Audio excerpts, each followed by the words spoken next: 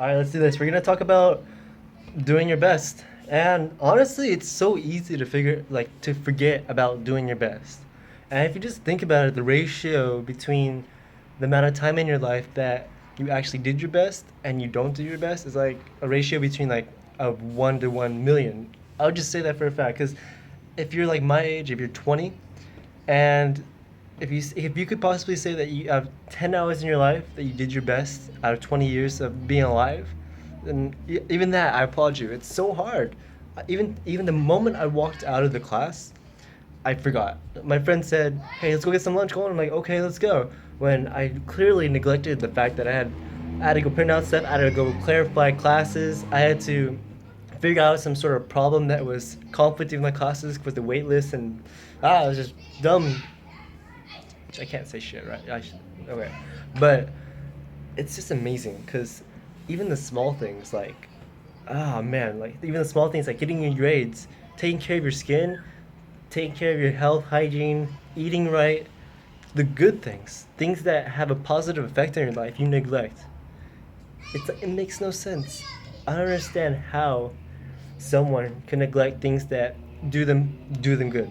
Like it's ridiculous, and it just shows that the the things that are worth in life, the worst and the things that are the okay. Hold on. All right, it just shows that the worst things in life come really easy. And I'll be completely honest. I mean, and to entirely do your best, it means to literally put your head down and go forward, and literally do everything you can to get one step closer to your goal every single day. You invest your entire and all your energy, all your time into being the best you can be. And I'm not knocking that because it's a good thing to do in your life. Brings you great places. It does good things to you. And sadly, a lot of us, I'd say 95% of people on this earth, neglect things that are good for them. They do it, but they're not their best. They're average, they're adequate, they're good, but not their best. And they need to get this mindset. It's just a bulletproof mindset where nothing can knock them down. And even if you think it's too hard, you just need more skills. Maybe if you think I think it's just you don't have enough.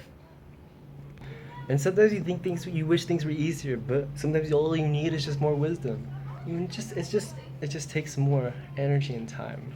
Now, there's one thing I did do to ensure that I didn't forget about the assignment. I didn't forget about at least making a mental note of what went through my mind or how I felt during this activity. And so I got on my phone and I set alarms to notify me in about random times in the day, like just say 9:30 in the morning or 1:39 in the afternoon or 9 p.m. Things like that. About six alarms, and I just set the name on it saying, "Are you doing your best?"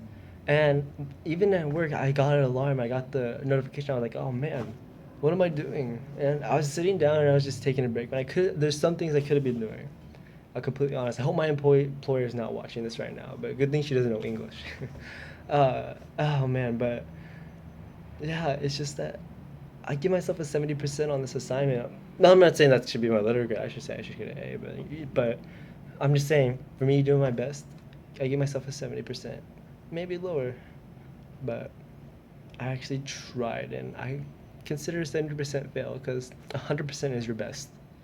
Because you can't do 70% of the best work and expect to turn out the best. You're like with the just stuck with only 7% of the letters. Why did I just say that? But yeah, it's just it's just hard.